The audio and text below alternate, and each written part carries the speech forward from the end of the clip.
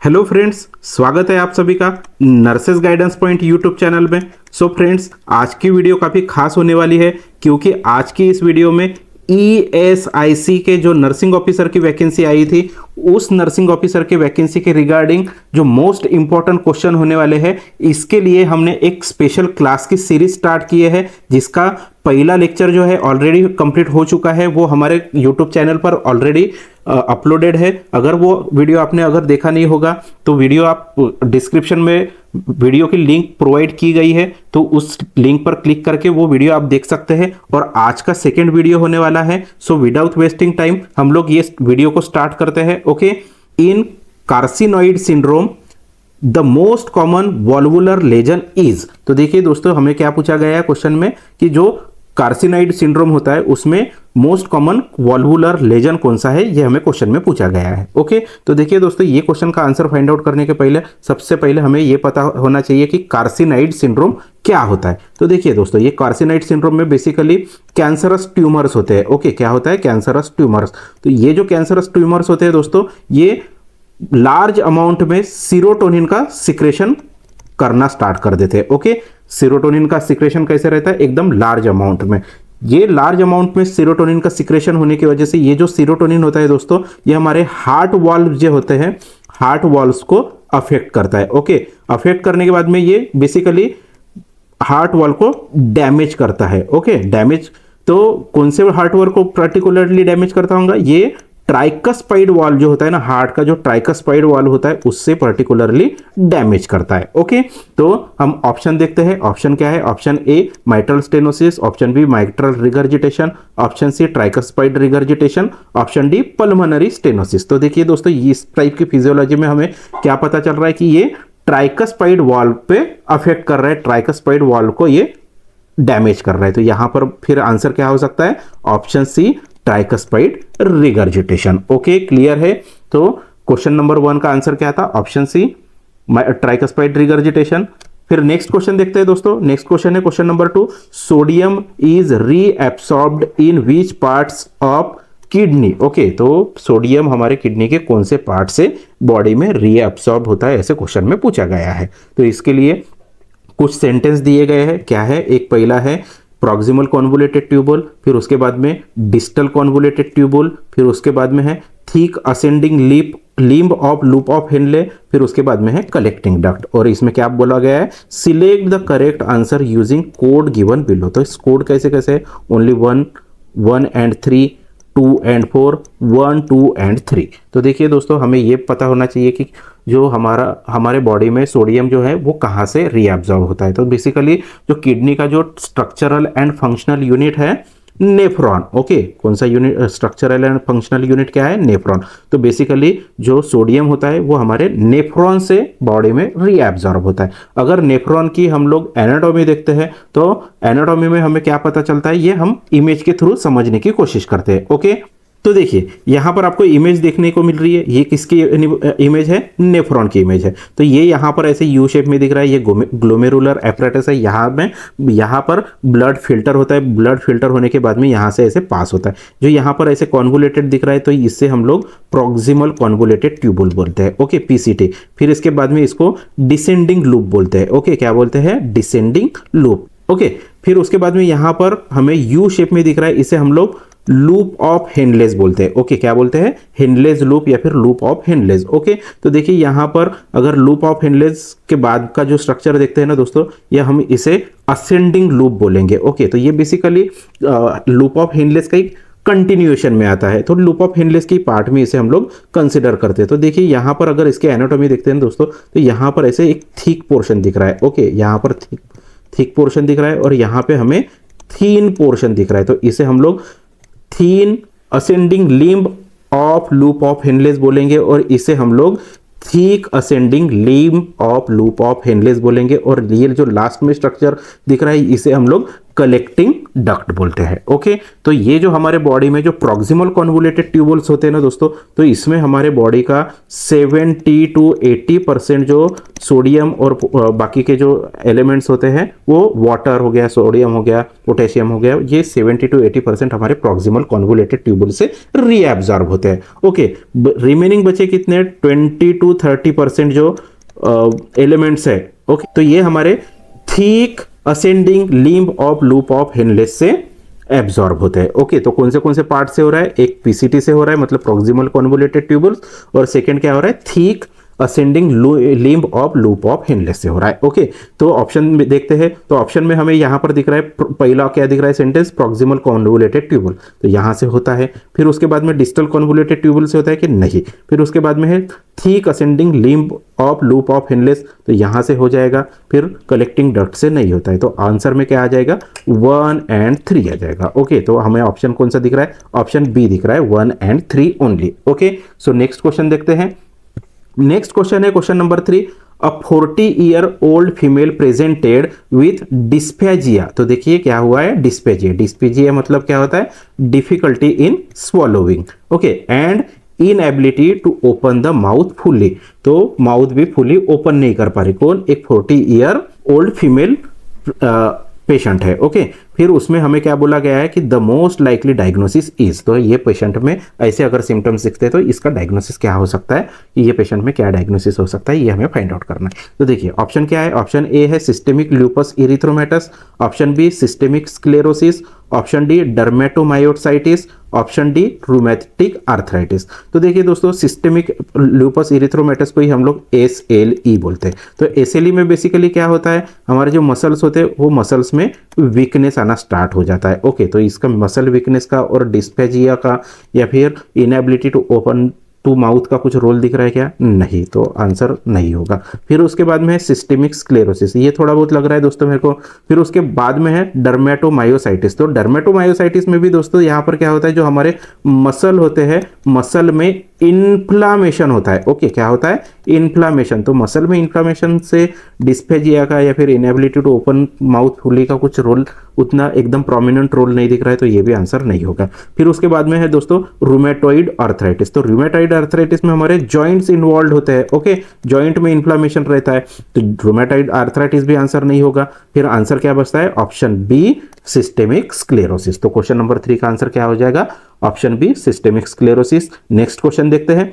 Next question है question number 4, which one of the following test is based for measuring glomerular function. तो देखिए दोस्तों, हमारे जो किडनीज होती है, किडनी में नेफ्रॉन्स होते हैं, तो नेफ्रॉन में जो ग्लोमेरुलर एपरेटस होता है वहां से ग्लोमेरुलर फिल्ट्रेशन होता है। ओके, तो ग्लोमेरुलर फिल्ट्रेशन का हमें अगर फंक्शन प्रॉपरली हो रहा है कि नहीं हो रहा है ये मेजर करना है, तो हमें कौन सी टेस्ट करना है ये हमें फाइंड आउट करना है। ओके, तो फिर देखिए जो ग्लोमेरुलर फिल्ट्रेशन होता है ना, हम लोग उसे ही हम लोग GFR बोलते हैं। Okay, glomerular filtration rate. तो ग्लोमेरुलर फिल्ट्रेशन रेट चेक करने के लिए हमें CCR टेस्ट करना पड़ता है। ओके, क्या करना पड़ता है, CCR टेस्ट। तो ये CCR का फुल फॉर्म क्या होता है, क्रिएटिनाइन क्लियरेंस टेस्ट। तो हमें ऑप्शन सी में दिख रहा है क्रिएटिनाइन क्लियरेंस टेस्ट। ओके, तो क्वेश्चन नंबर 4 का आंसर क्या हो जाएगा, option C creatinine clearance test. Next question देखते हैं।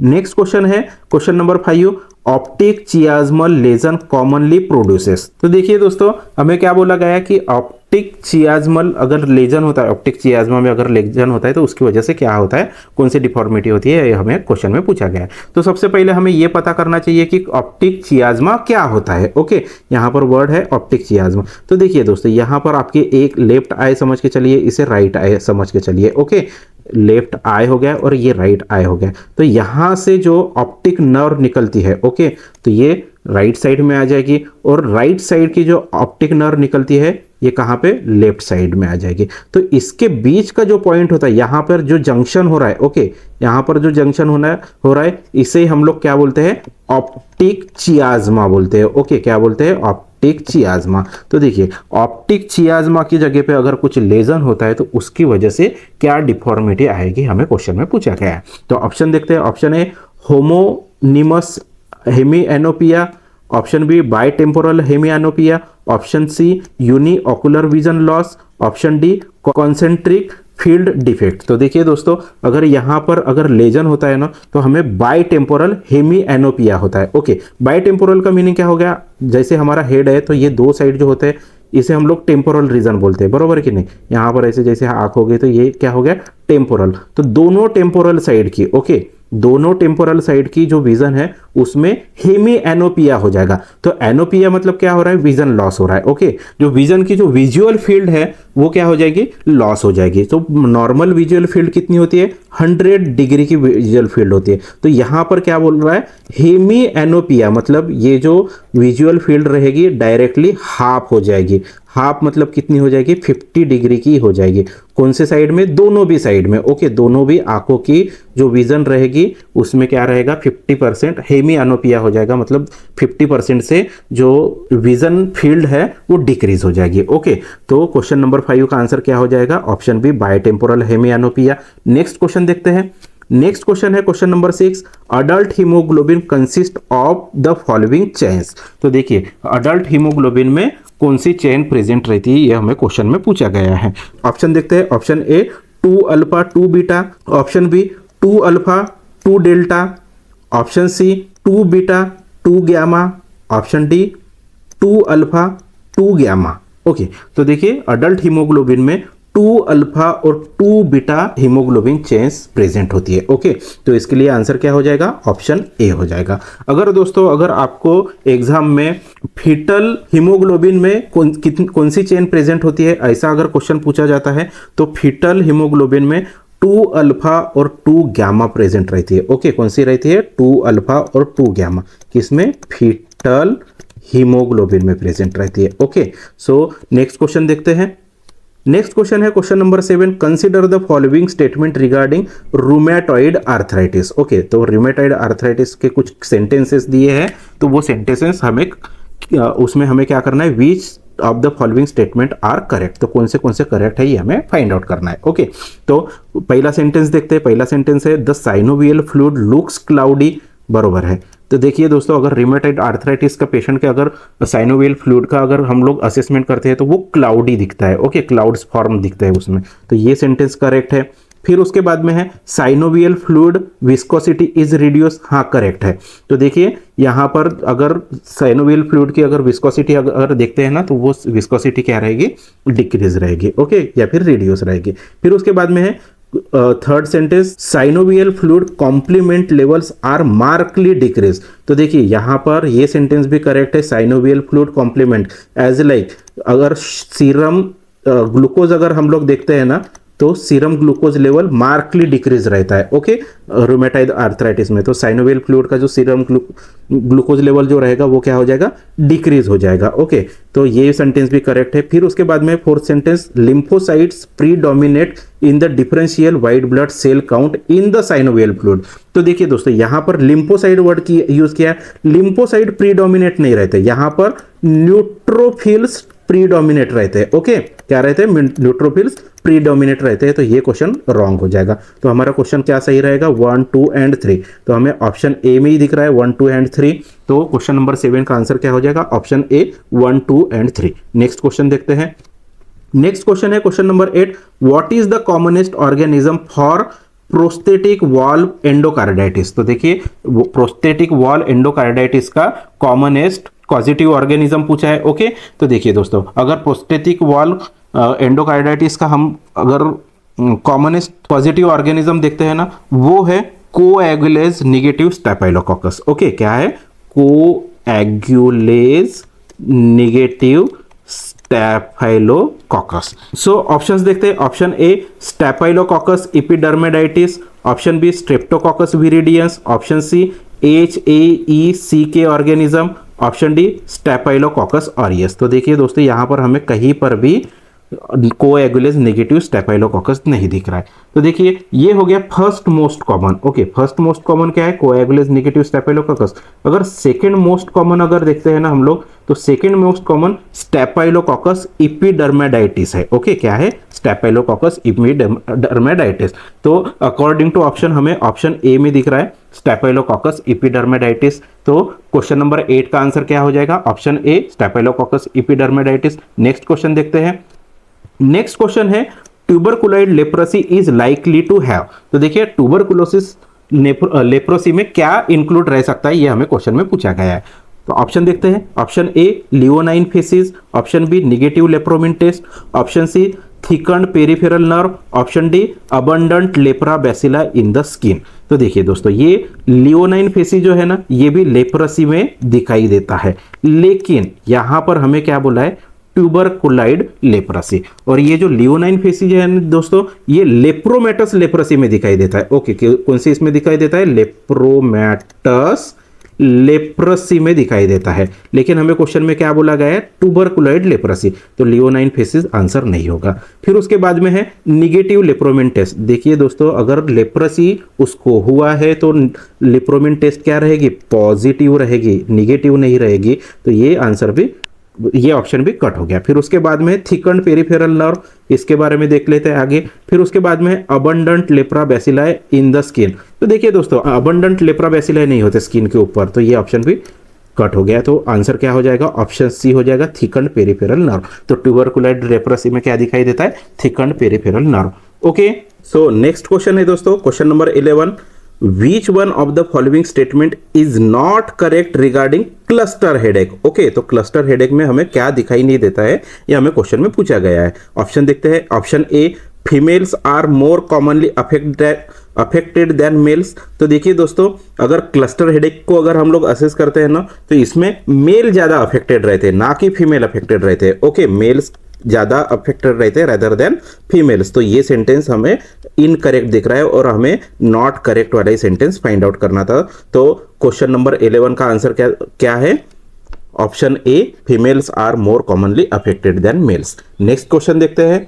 नेक्स्ट क्वेश्चन है question number 12, maturity onset diabetes of the young MODY MODY is inherited as. तो देखिए जो maturity onset diabetes of the young जो होता है ना, वो बेसिकली पेरेंट्स की तरफ से बच्चों की तरफ इनहेरिटेड होता है, लेकिन वो इनहेरिटेड किस मोड से होता है, ये हमें क्वेश्चन में पूछा गया है।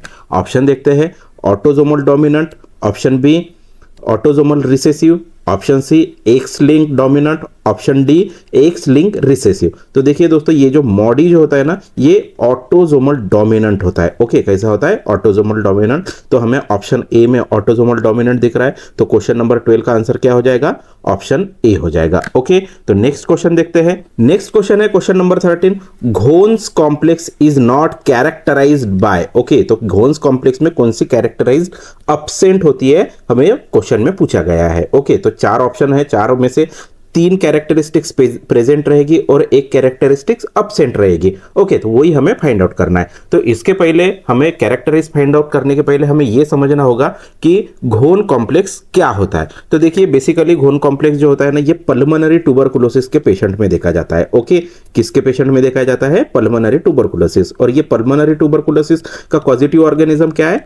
माइकोबैक्टीरियम ट्यूबरकुलाई। ओके, माइकोबैक्टीरियम ट्यूबरकुलाई के इन्फेक्शन से पल्मोनरी ट्यूबरकुलोसिस हो जाएगा। और पल्मोनरी ट्यूबरकुलोसिस होने के बाद में अगर वो पेशेंट का हम लोग एक्सरे, चेस्ट एक्सरे अगर करते हैं ना, तो उसमें हमें लेजन्स दिखाई देते हैं। ओके, क्या दिखाई देते हैं, लेजन्स दिखाई देते हैं। तो वो बेसिकली जो लेजन्स दिखाई देते हैं उसे ही हम लोग घोन्स कॉम्प्लेक्स बोलते हैं। तो हम लोग उसे इमेज के थ्रू समझने की कोशिश करते हैं कि वो लेजन्स किस प्रकार के होते हैं। ओके, तो देखिए दोस्तों आप जैसे कि ये चेस्ट एक्सरे में देख सकते होंगे, यहाँ पर एक लेजन प्रेजेंट है, यहाँ पर लेजन प्रेजेंट है, इस प्रकार के कुछ लेजन्स प्रेजेंट है। तो इसी लेजन्स को हम लोग क्या बोलते हैं, घोन्स कॉम्प्लेक्स बोलते हैं। तो घोन्स कॉम्प्लेक्स की कैरेक्टरिस्टिक कौन सी नहीं है, ये हमें क्वेश्चन में पूछा गया है। ऑप्शन देखते हैं। Option A hilar lymph nodes, option B pleural effusion, option C prominent draining lymphatics, option D sub pleural focus. Okay, तो घोन्स कॉम्प्लेक्स में हमें प्लूरल इफ्यूजन नहीं दिखाई देता है। ओके, क्या नहीं दिखाई देता है, pleural effusion.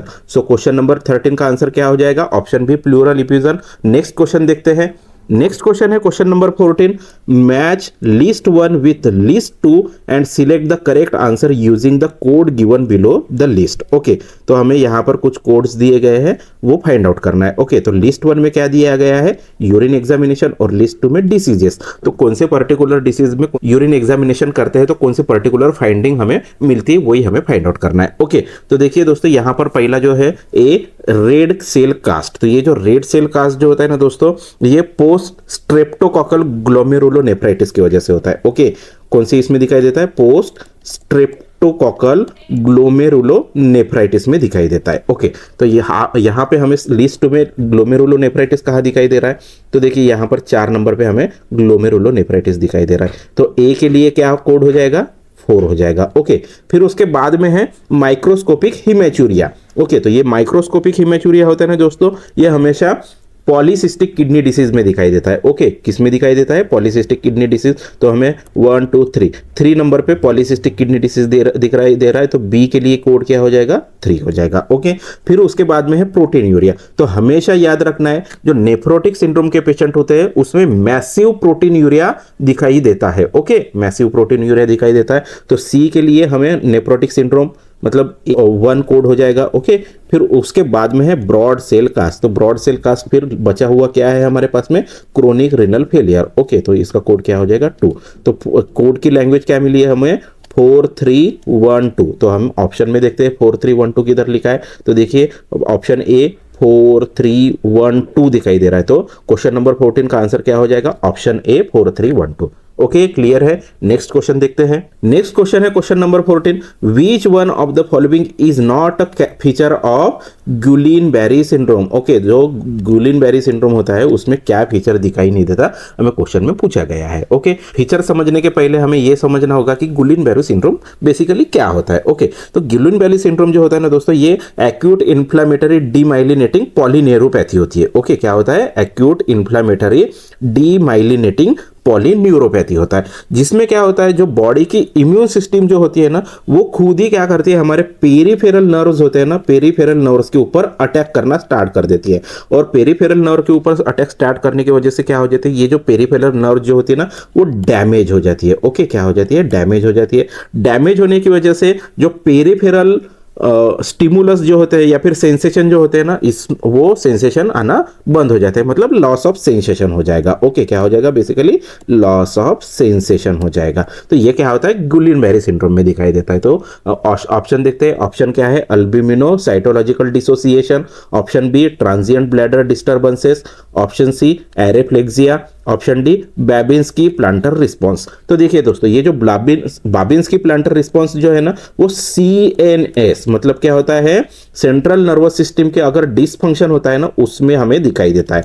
Okay, central nervous के डिसफंक्शन में बाबिन्स्की प्लांटर रिस्पॉन्स दिखाई देता है। तो सेंट्रल नर्वस सिस्टम के डिसफंक्शन कौन से हो सकते हैं? एज लाइक ब्रेन ट्यूमर हो गया, या फिर स्पाइनल कॉर्ड की इंजुरी हो गई, फिर या फिर मेनिंजाइटिस हो गया, मल्टीपल स्क्लेरोसिस हो गया। इस प्रकार के जो CNS के डिसफंक्शन होते हैं उसमें हमें बाबिन्स्की प्लांटर रिस्पॉन्स दिखाई देता है। तो देखिए दोस्तों, ये दोनों भी कंडीशन एकदम अपोज में दिखाई दे रही। गुलिन बैरी सिंड्रोम में क्या हो रहा है? पेरिफेरल नर्व्स अफेक्ट हो रही, और बाबिन्स्की प्लांटर रिस्पॉन्स हमें किस में दिखाई दे रहे हैं?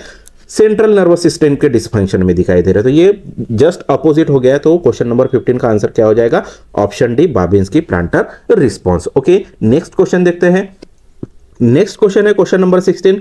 With reference to Marfan syndrome which one of the following is not correct? Okay, तो मार्फन सिंड्रोम में क्या दिखाई नहीं देता, ये हमें क्वेश्चन में पूछा गया है। ओके, तो ऑप्शन देखने के पहले हम लोग ये समझने की कोशिश करते हैं कि मार्फन सिंड्रोम बेसिकली क्या होता है। तो देखिए, ये जो मार्फन सिंड्रोम जो होता है ना, ये बेसिकली जीन की म्यूटेशन की वजह से होता है। ओके, कौन सा जीन का म्यूटेशन होगा? यहाँ पर ऐसा जीन रहेगा जो फिब्रिलिन 1 कैसे फॉर्म होता है वो बॉडी को बताता है। ये कौन सा जीन है? ये ऐसा जीन है कि जो बॉडी को बताता है कि फिब्रिलिन 1 कैसे फॉर्म करना चाहिए, लेकिन इसमें क्या हो जाता है, अभी म्यूटेशन हो जाता है। तो बेसिकली हम लोग ये बोल सकते हैं कि फिब्रिलिन 1 जीन है ना, उसका क्या हो गया? यहाँ पर म्यूटेशन हो गया। ओके, तो उसकी वजह से, ये म्यूटेशन की वजह से इसमें क्या हो जाता है? बॉडी में transforming growth factor beta. Okay, transforming growth factor beta का जो सिक्रेशन है ना, वो बढ़ जाता है, या फिर ये प्रोटीन है एक प्रकार का,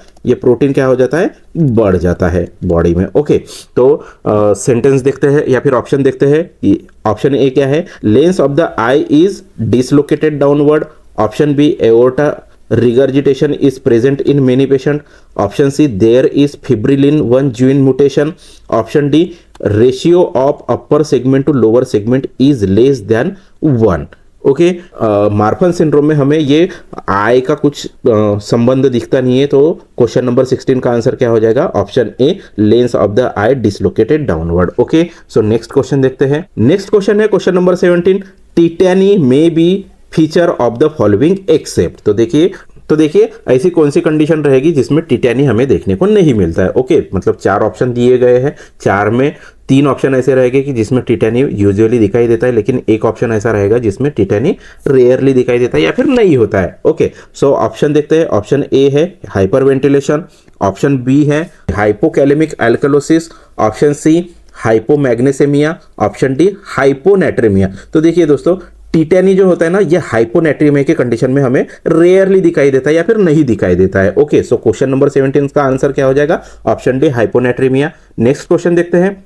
नेक्स्ट क्वेश्चन है क्वेश्चन नंबर 18, रिगार्डिंग विटामिन के विच one of the following statement is correct. Okay, तो जो विटामिन के रिगार्डिंग कौन सा स्टेटमेंट करेक्ट है वो हमें फाइंड आउट करना है। ओके, तो ऑप्शन देखते हैं। ऑप्शन ए है it is water soluble vitamin. तो देखिए दोस्तों, विटामिन के जो है ना, ये फैट सोलुबल होता है। ओके, कैसा होता है? Fat soluble. ओके, तो देखिए दोस्तों, जो विटामिन के हो गया, फिर ई हो गया, या फिर ए या फिर डी, ये क्या होते हैं? फैट सोलुबल होते हैं। फिर जो बचा कौन सा? विटामिन बी एंड सी। तो ये विटामिन बी एंड सी कैसे होते हैं? वाटर सोलुबल होते हैं। ओके, सो ये क्या हो गया? It is water soluble vitamin नहीं, ये क्या है? Fat soluble vitamin. तो ये इनकरेक्ट हो गया।